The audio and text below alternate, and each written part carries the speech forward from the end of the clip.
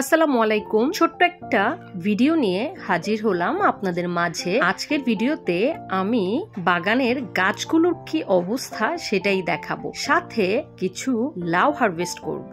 তো চলুন ভিডিওটা শুরু করি। দেখতেই পাচ্ছেন এক এক করে 3টা লাউ দেখিয়ে দিলাম। আজকে এই 3টা লাউ আমি হারভেস্ট করে নিব। বাগানে অনেক দিন যাবত এগুলো পড়ে আছে, এখন না নিলে আর খাওয়া সম্ভব হবে না। রমজান এক এক করে 15টা চলে গেল, আর কিন্তু খুব বেশি বাকি নেই। আর রমজানের একদম শুরুতে গাছে আমি একটা খাবার দিয়েছিলাম আর বলেছিলাম এই খাবারটা দিয়ে পুরো রমজান চলে যাবে, গাছে আর কোনো খাবার দেওয়ার প্রয়োজন পড়বে না। আজকে আমার বর্তমান গাছের অবস্থা কি তাই দেখাবো।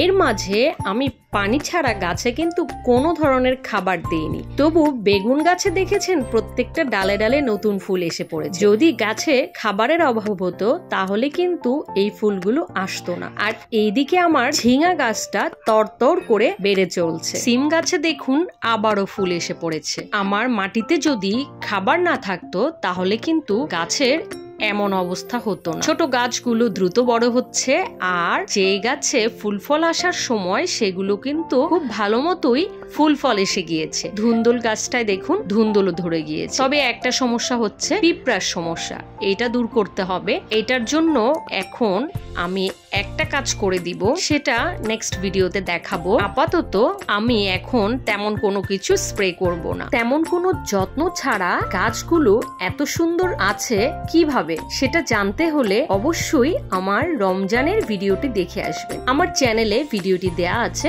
আর ডেসক্রিপশন বক্সে আমি লিংক দিয়ে দিব। এইভাবে গাছে আমরা একবার খাবার দিয়ে যে কোনো সময় যে কোনো জায়গায় আমরা ট্রাভেল করতে পারবো। অনেক সময় হয় না আমরা কোথাও যাই, হয়তো বা ঘুরতে যাই বা গ্রামের বাড়িতে যাই, সেইভাবে গাছের যত্ন করা সম্ভব না, খাবার দেওয়া সম্ভব না, কাউকে হয়তো বলে যাই একটু পানি দেওয়ার জন্য। তখন এই প্রসেসে গাছে খাবার দিয়ে গেলে গাছের গ্রোথ বা ফলের কোনো সমস্যা হবে না। আমরা যেহেতু জৈবভাবে বাগান করি তাই আমাদের গাছে কিন্তু সবসময় খাবার দিতে হয়। এমন কিন্তু করা যায় না যে একবার খাবার দিয়ে খাবারটা শেষ হওয়ার পর আমরা আবার খাবার দিব। খাবার থাকতে থাকতে গাছে যদি আমরা খাবার দিয়ে দিই তাহলে গাছের গ্রোথ বা ফুল ফল খুব ভালো হয়। এগুলো হচ্ছে মুরগির বিষ্ঠা।